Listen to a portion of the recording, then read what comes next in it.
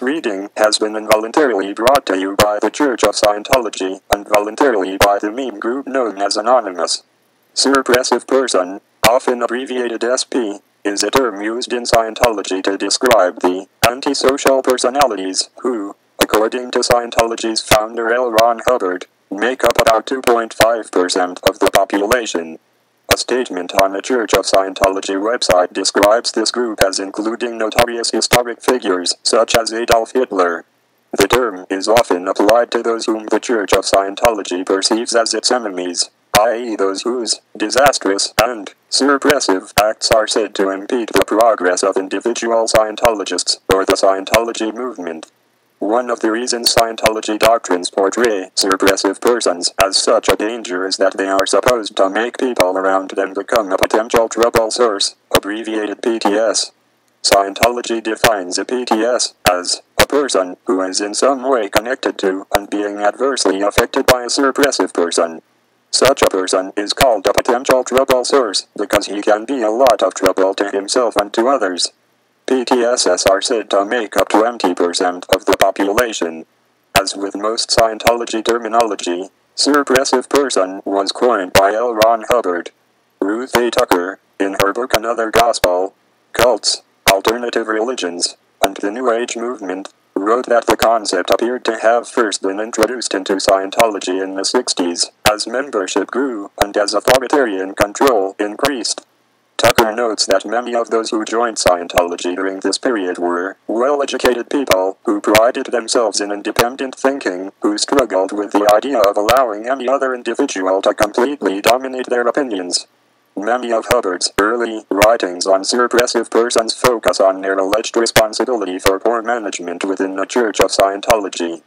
The Church's official glossary defines a suppressive person as being a person who possesses a distinct set of characteristics and mental attitudes that cause him to suppress other people in his vicinity. This is the person whose behavior is calculated to be disastrous, also called antisocial personality. The Church regards these antisocial personalities as being those who possess characteristics and mental attitudes that cause them to violently oppose any betterment activity or group. This concern with groups continues in the official Scientology handbook, which states the corollary. The antisocial personality supports only destructive groups. According to Hubbard, a list of over 6 pages in length defines suppressive acts, and cover arguing the meaning of the tick, squirreling, dissenting opinions on L. Ron Hubbard's views, murder, or in any way acting or purportedly acting subversively against the Church of Scientology are considered acts of a suppressive person. According to the Hubbard textbook titled Introduction to Scientology Ethics, the ethics book, when an individual is found to be under the influence of a suppressive person, it is believed that this will affect their general well-being. An individual with an SP in their vicinity is likely to be under stress or frequently upset, and this would potentially jeopardize the stability of any treatment or education. Therefore, a parishioner who is found to have such suppressive connections is not permitted to participate in certain Scientology classes and counseling until the situation has been adequately resolved. The ethics book provides a guideline for use in sorting out such a condition. A first step is always to educate the person about the phenomenon of the suppressive person and the effects this is believed to have on the individuals close to the SP. Once the education step is completed, the person can further follow the guidelines to sort out the situation so that the parishioner is no longer negatively affected.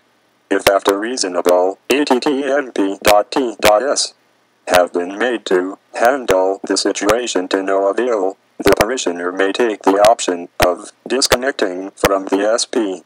Scientology security checks are also common for SP and PTS situations.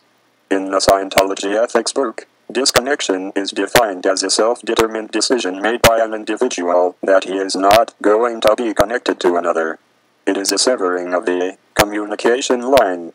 The concept of the suppressive person in Scientology has been the source of some controversy, due in some part to aversion to the idea of disconnecting from close family members and friends. Another source of controversy related to the suppressive person doctrine is the formal administrative judgment that labels an individual a suppressive person.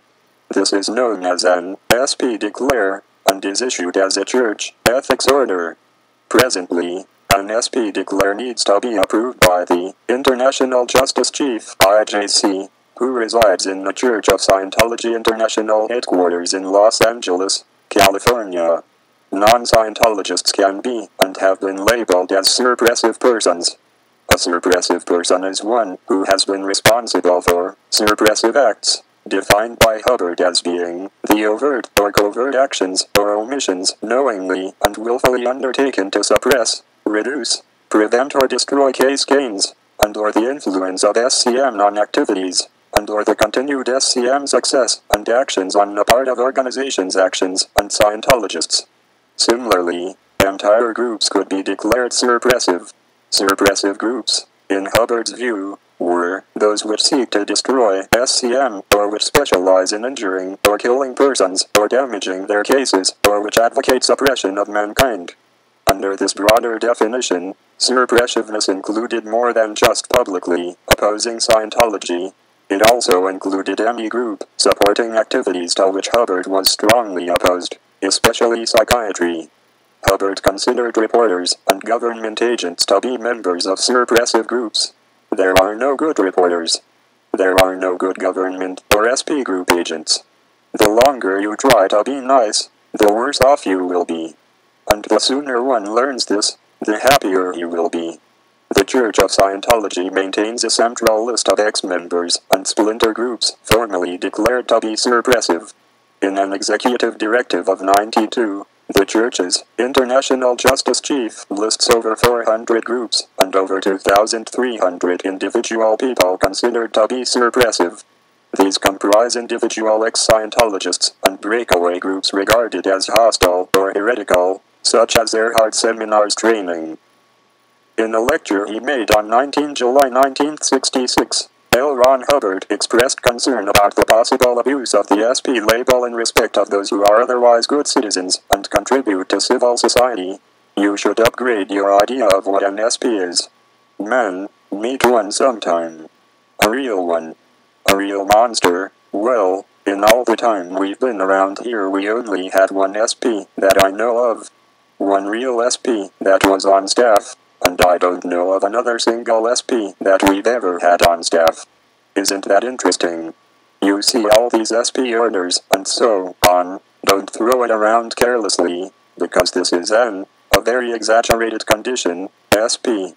Some former Scientologists have alleged that there has indeed been such abuse.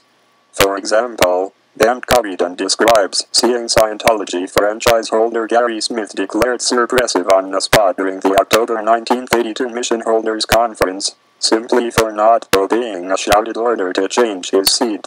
There are also instances where SP declares have impacted families and businesses disruptively. According to a 2006 St. Petersburg Times article entitled SP Profiles, one Scientologist found himself declared a SP after he repeatedly challenged the validity of a patter drill in which he was instructed to read passages of a course to a wall. He insisted the drill was not based on Hubbard teachings and stated that he had been previously threatened with an SP declare after a run-in with a Scientology attorney on an unrelated issue. Those who communicate with SPs can face being branded SPs themselves by Scientology. Associates of the branded SP are ordered to disconnect from that person. Religious scholars have taken a negative view of Scientology's disconnection policies, which includes many who have previously testified on behalf of Scientology. For example, J. Gordon Milton stated, "I just think it would be better for all concerned if they just let them go ahead and get out and everyone goes their own way, and not make such a big deal of it," said Milton. The policy hurts everybody. The text of this speech is available from the Wikipedia entry, Suppressive Person.